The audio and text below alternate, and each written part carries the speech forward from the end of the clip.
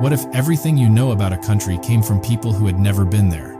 Not a hypothetical. That's most of us when it comes to Iran.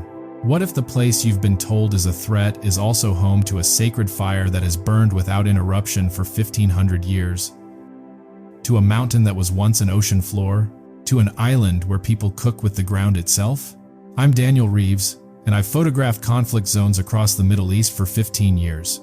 Getting a press visa to Iran was the hardest thing I've ever done professionally. What I found when I got there, I still don't have the right words for. Let me try to show you instead. I want to be honest with you about something before we go any further. I came to Iran carrying 15 years of accumulated assumptions, wire photos, agency dispatches, briefing documents, conversations with diplomats and analysts who spoke about this country with great authority and had never been inside it either. That's the thing nobody tells you about expertise on Iran. Most of it is constructed from the outside, looking in through a window that nobody has actually opened in a very long time.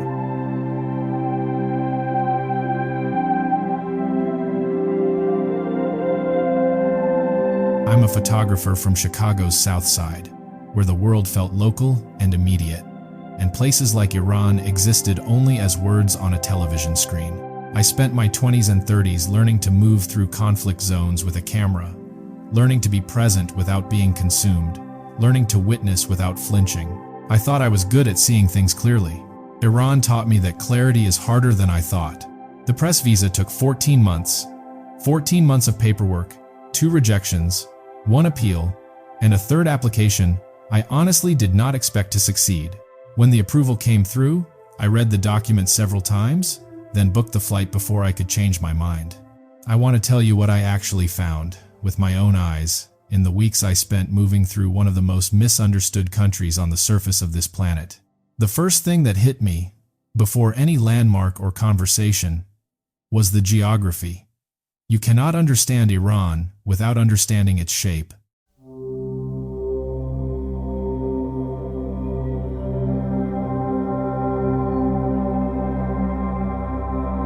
The Alborz Mountains rise across the north in a wall of rock and snow separating the Caspian coast from the interior plateau. The Zagros Range sweeps down through the west like a spine, pushing the country eastward into the vast central desert. The Persian Gulf guards the south. The result is a landscape that has shaped not just the climate but the psychology of the people who have lived inside it for thousands of years. Iran has been invaded many times. It has never been permanently conquered. Standing inside those mountain ranges, that fact stops being surprising and starts being obvious. Iranians raise a distinction early in almost every conversation with a foreign visitor. They are Persian, not Arab. It is not a small point, and the more time you spend here, the more you understand why. Farsi is one of the great literary languages of human civilization. The poetry of Hafez and Rumi and Ferdowsi is not ancient curiosity, it is quoted from memory, woven into daily speech by people of every generation. When a taxi driver quotes a line of Hafez to make a point about traffic, it isn't showing off. It's simply how the culture breathes. I grew up in a neighborhood where people communicated in fragments and music. This felt recognizable. The medium was different. The impulse was the same. The civilizational memory runs deeper still. More than 2,500 years ago, Cyrus the Great issued what many historians consider the earliest known declaration of human rights, a clay cylinder, discovered in Babylon in 1879 and now housed in the British Museum, recording his proclamation that conquered peoples could return to their homelands and practice their own customs. A modern Iranian carries that memory. When a young engineer in a Tehran cafe tells you Iran taught the world what civilization means, she isn't being arrogant. She's describing the gap between that inheritance and how the rest of the world currently sees her country. She lives with that gap every day, and it shapes everything.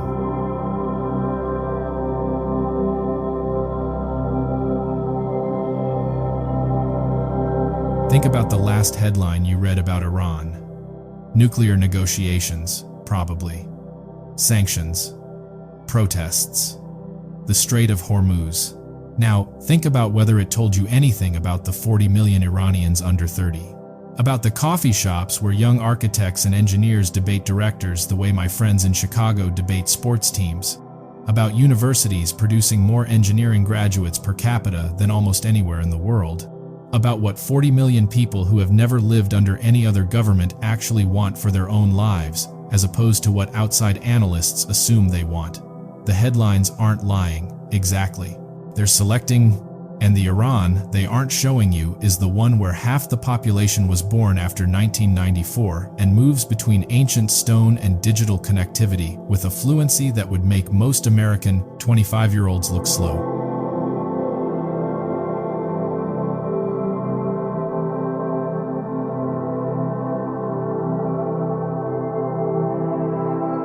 I want to tell you about the morning I spent inside the Nasir al-Mulk Mosque in Shiraz, because this is the moment that broke something open in me. Built in the late 19th century during the Qajar dynasty, its south-facing facade is lined with stained glass in deep rose and amber and sapphire, set into arched frames with a geometric precision that takes generations of craft to achieve. The window for the full effect is narrow the hour after sunrise, no later. A caretaker at my guest house woke me before dawn and told me, with the matter-of-fact urgency of someone who considers this essential, that I needed to be there at first light. He was right. When the light came through, the prayer hall became something I don't have adequate words for. Rose and amber pooled in the hollows of the carpet patterns. Sapphire climbed the column faces. The entire space became a single, slow-moving piece of color, breathing as the sun rose. I sat with my camera in my lap and didn't take a photograph for 20 minutes because I could feel that no photograph was going to capture what was happening. That caretaker had worked at the guest house for 31 years. He spoke no English. I spoke very limited Farsi. He didn't ask what I thought of American foreign policy. He asked if I'd been to the mosque yet and told me what time to go. That was the entire exchange, and it has stayed with me more than almost any other because it was stripped down to the essential human impulse to say, "There is something beautiful here, and I want you to see it." If you have ever tried to show someone something you love and found the words kept failing you, you understand something of what I felt that morning. And you understand something about what it means to have that experience in a country your government has categorized as an adversary. It does something to your categories. It makes them harder to hold.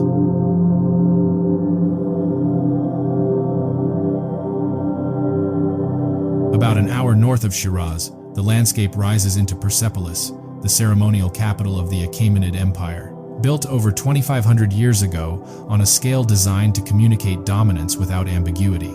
Standing at the base of the grand staircase, I felt the specific weight of accumulated time, the sense that ground can absorb so many layers of human meaning, it becomes something more than geology.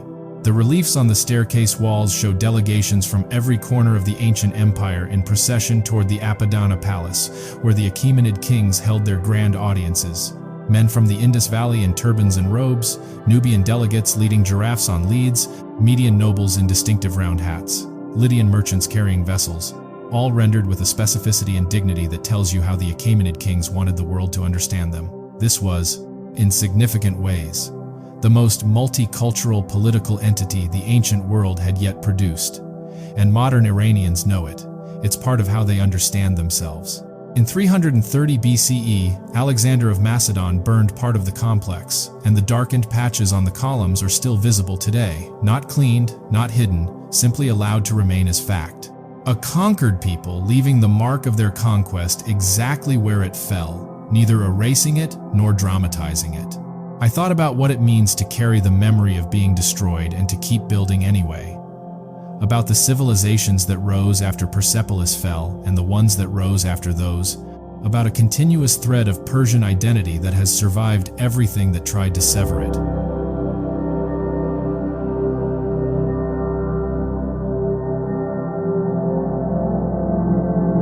From Persepolis, I traveled north to Isfahan, where I began to understand something about the relationship between beauty and survival. The centerpiece is Naqsh-e-Jahan Square, one of the largest public squares in the world, surrounded on all four sides by arcaded structures in tile work, and the particular blue-green Persian architecture uses the way Chicago uses brick, not decoration, but the primary medium of expression.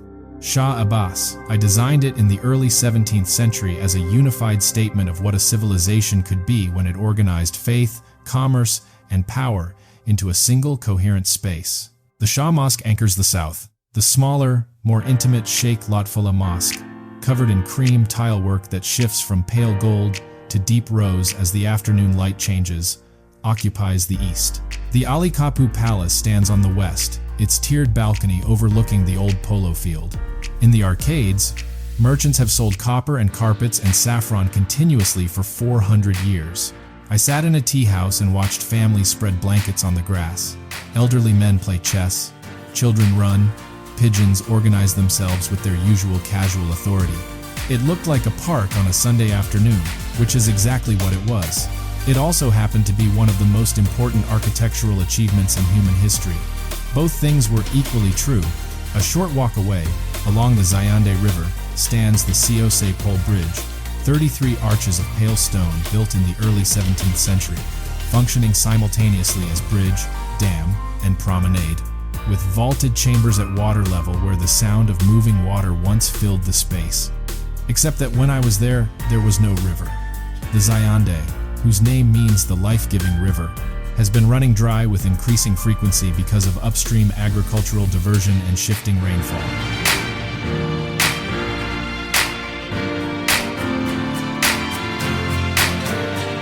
Iran is home to one of the oldest continuous Jewish communities on Earth, dating back roughly 2,600 years to the Babylonian captivity and Cyrus's decree allowing exiles to return home, many of whom chose to stay in Persia instead. Their descendants are still there. Iran's Jewish community today numbers somewhere between 9 and 20,000 people, the largest in the Middle East outside Israel, with synagogues, schools, hospitals, and a guaranteed seat in parliament reserved for a Jewish representative. These facts exist in the same country that is publicly hostile to the Israeli government and whose leaders have made statements about Israel that are internationally condemned. The contradiction is real and not easily resolved. But the community is also real, not a token. I visited a synagogue in Tehran. I won't describe the specific location or the people I spoke with, out of respect for their privacy, and felt a very specific kind of quiet. Prayer books on the shelves, family photographs on the walls, the smell of old wood and candle wax that is the same in every house of worship I've entered in every country I've visited. I sat in the back and thought about everything I'd been told about Iran that this room quietly contradicted. Not all of it.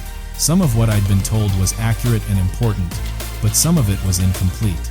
Iran is also the birthplace of Zoroastrianism, one of the world's oldest monotheistic faiths, predating both Christianity and Islam. The community is small today, perhaps 60,000 people, but its cultural footprint is enormous. The struggle between light and darkness, the reverence for fire, the moral framework of good thoughts, good words, good actions, woven into Persian culture so deeply it persists even among the Muslim majority. In Yazd, at the fire temple called the Atash Bayram, a flame has burned continuously since approximately 470 CE, 1500 years. It survived the Arab conquest, the Mongol invasions, multiple dynasties, the 1979 revolution, and international sanctions. The priests who tend it have never allowed it to go out. I stood in front of that flame for a long time, trying to understand what it means to protect something across that span, to decide, generation after generation, that the continuity itself is the point. If you have ever kept something alive that the world gave you every reason to let die, a tradition, a language, a relationship, a practice that no longer made obvious practical sense, then you understand something of what the Zoroastrian community of Yazd has been doing for 1500 years. The fire does not know about geopolitics. It simply burns. Yazd itself is built almost entirely from sun-dried mud brick in tones of pale ochre and dust, continuously inhabited for thousands of years. Its narrow streets shaded by design to minimize sun exposure. Rising above the rooflines, dozens of rectangular stone towers reach upward. The badgers, wind catchers, a passive ventilation system developed here over 1,000 years ago that remains among the most elegant engineering solutions to extreme heat any civilization has produced. A tall tower, open at the top and oriented to catch the prevailing breeze, funnels cooler air down into the living spaces below. No electricity, no moving parts. In a city where summer regularly exceeds 110 degrees, the badger isn't a curiosity. It's what makes the city livable.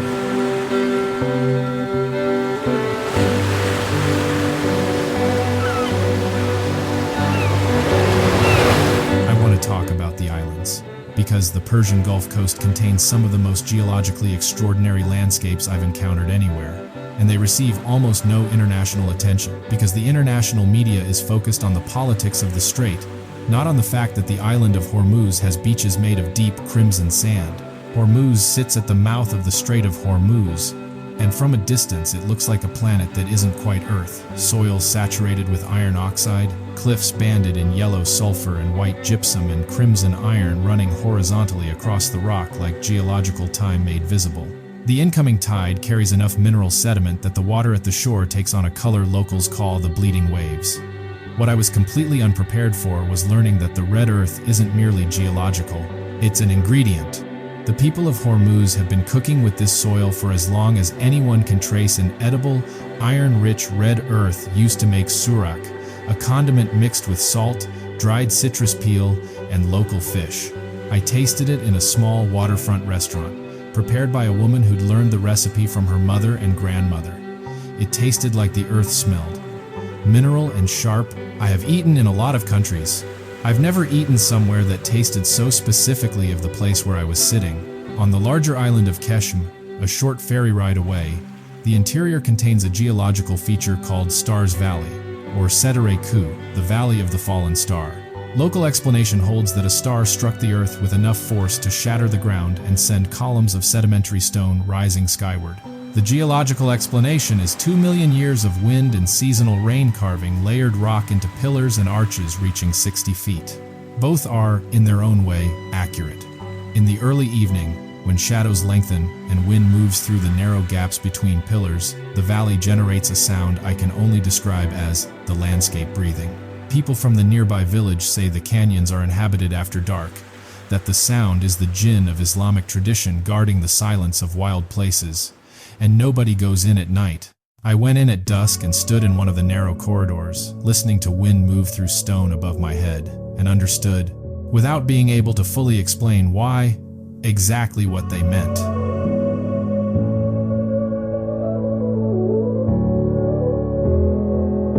In East Azerbaijan province, in the shadow of Mount Sahand, there's a village called Kandovan, where people have been living inside volcanic rock formations for approximately 700 years. Cone-shaped columns, some 60 feet tall, created by ancient eruptions and shaped by millennia of erosion, hollowed out into multi-story homes with rooms and staircases carved directly into the stone. Ground level for livestock, upper levels for kitchens and sleeping quarters, the rock providing natural thermal regulation that keeps interior temperatures around 70 degrees regardless of season.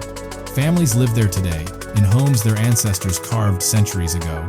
I walked through in the early morning, mist from Mount Sahand still hanging between the stone cones, smoke rising from kitchen fires through openings in the rock, and the whole place had the quality of a landscape existing outside normal time. I had never heard of it before I arrived in Iran. I kept encountering this same theme everywhere in Iran. Intelligence embedded in things. In the Badgers, in the Kuanats, running beneath the desert. In a mosque designed around the exact angle of early morning sun. Iran is a country that has been solving hard problems for a very long time. Not all of its current problems are solved, and some of them cause real, undeniable suffering. But the accumulated intelligence of this civilization, the density of practical and aesthetic knowledge in its architecture, its food, its poetry is something international headlines simply don't have room for. Without that context, the country becomes something it isn't, a threat with a flag, rather than a civilization with a history.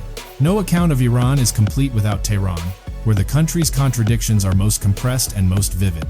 13 million people spread across a basin with the Alborz Mountains rising to the north, snow-capped peaks visible on clear days above one of the most traffic-congested cities in the region.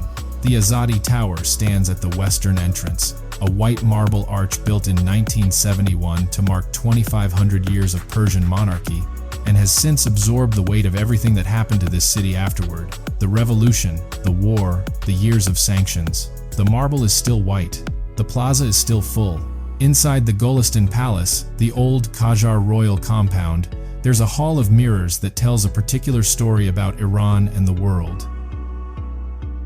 In the 19th century, sheets of European glass ordered for the palace broke during the journey across the mountains. Rather than discard the shattered glass, Iranian artisans collected every fragment, cut the pieces into smaller shapes, and pressed them into the wet plaster of the palace walls, a technique called ayneh-kari, mirrorwork, covering the walls and ceilings in millions of hand-cut fragments, set at varying angles to catch and multiply light. Standing inside it is like standing inside a fractured version of yourself, reflected back from 1,000 angles at once.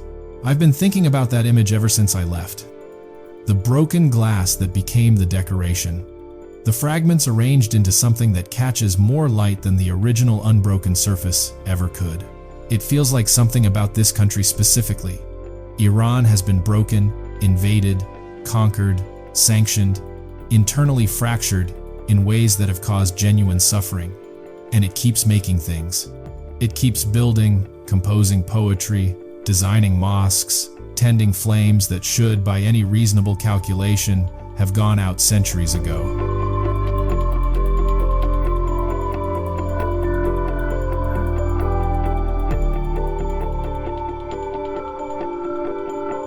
In Gilan province, in the north, the Rudkhan castle required a climb of more than 1,000 stone steps through a temperate rainforest, so dense the light barely reached the forest floor. Thick moss-covering walls built during the Sassanid era and expanded in the 11th century never breached throughout its military history. Persian leopards moved through those forests, using the heavy canopy for cover. Standing on the battlements in the fog rolling in from the Caspian coast below, looking out over overlapping forest ridges disappearing into mist, I thought, this country has been keeping things intact for a very long time against very long odds.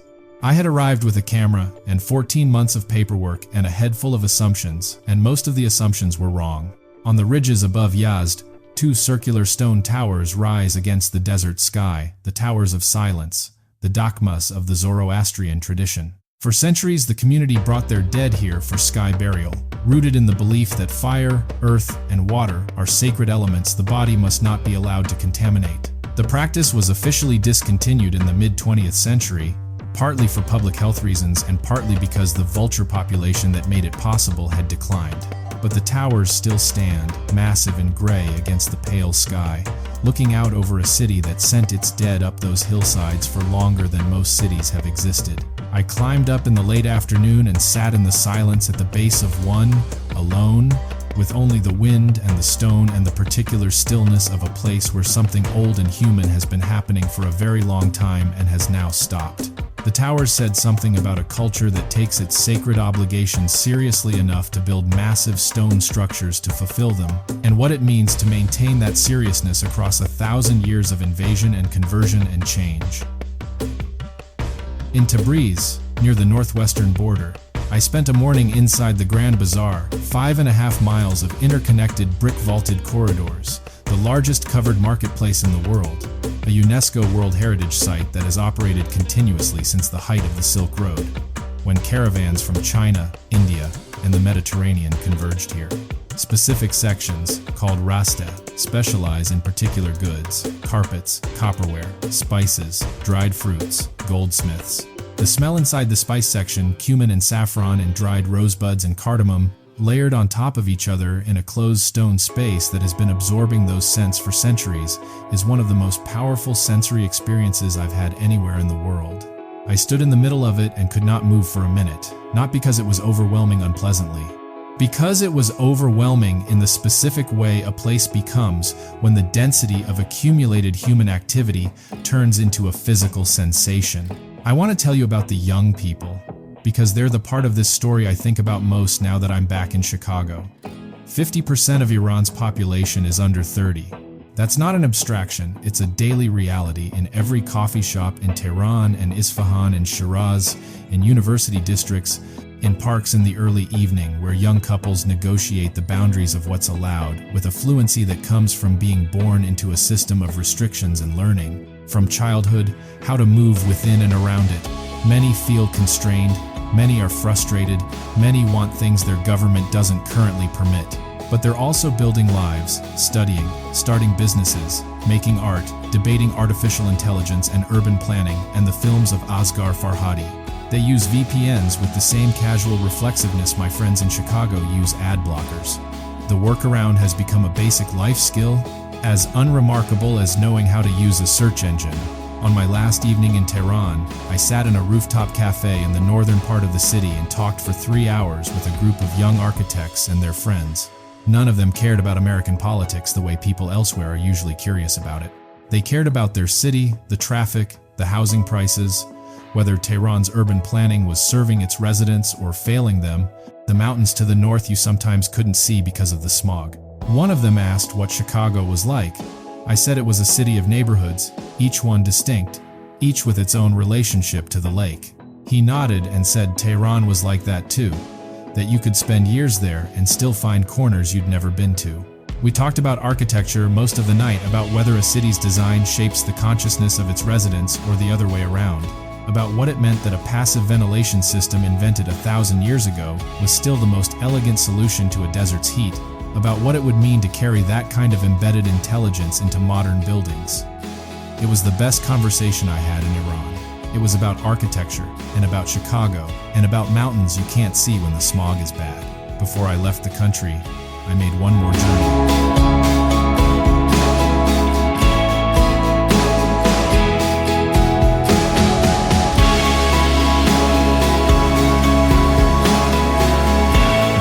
To East Azerbaijan province, to a place called Lake Urmia, or rather, a place where a lake called Lake Urmia used to be. A 9-mile concrete highway cuts across what was once the largest lake in the Middle East, the 6th largest saltwater lake in the world, covering over 2,000 square miles. Today, it has lost more than 80% of its volume.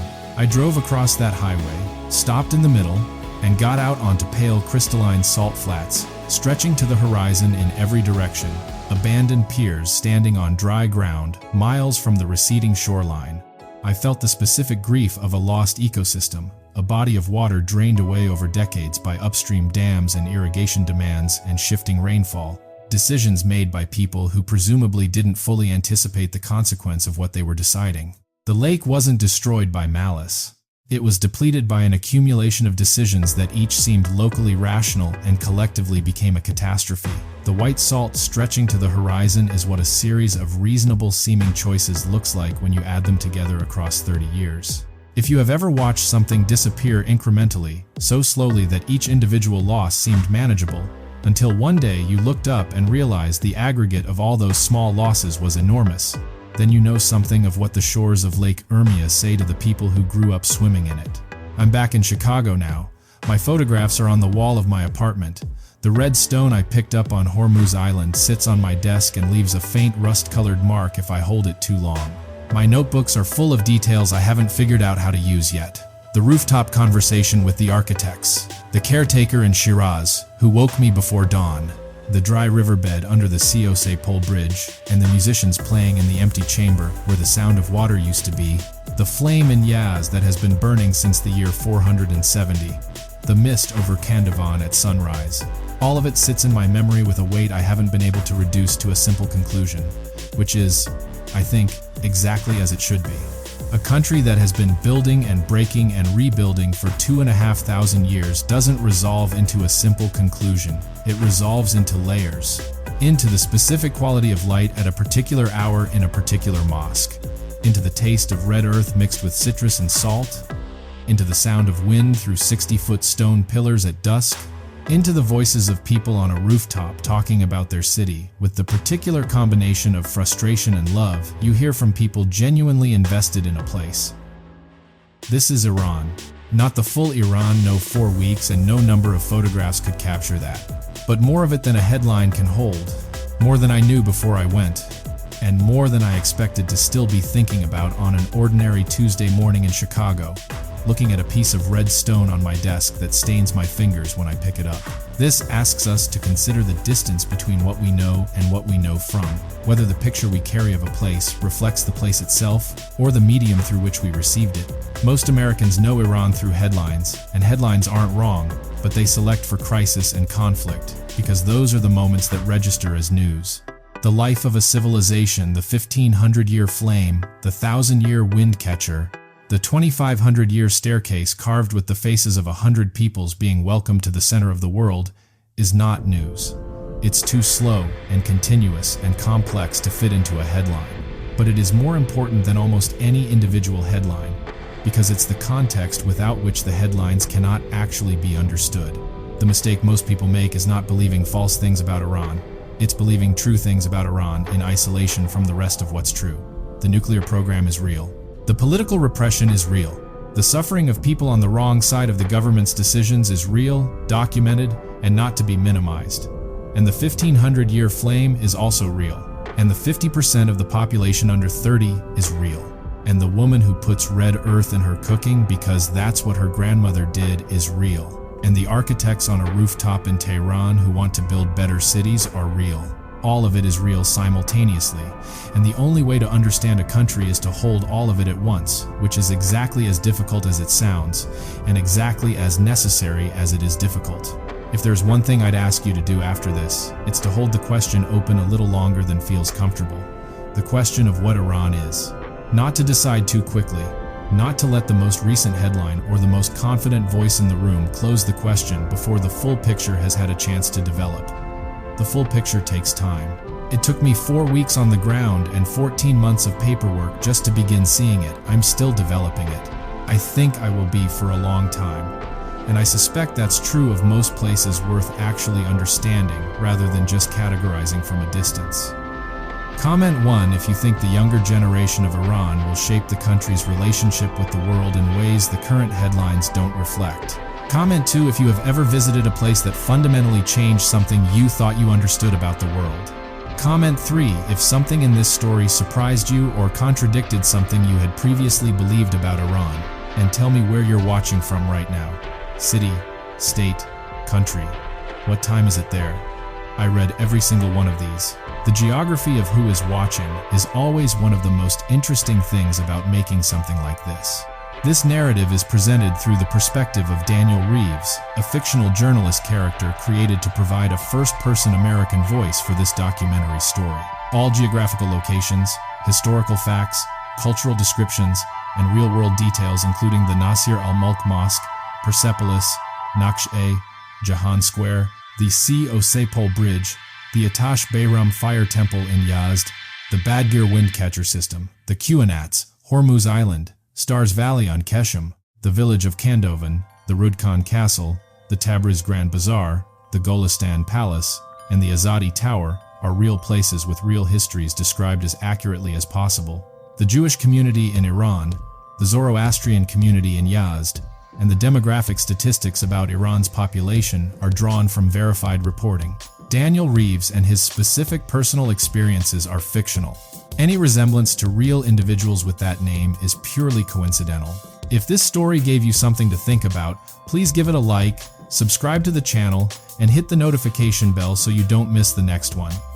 There are more stories like this one waiting.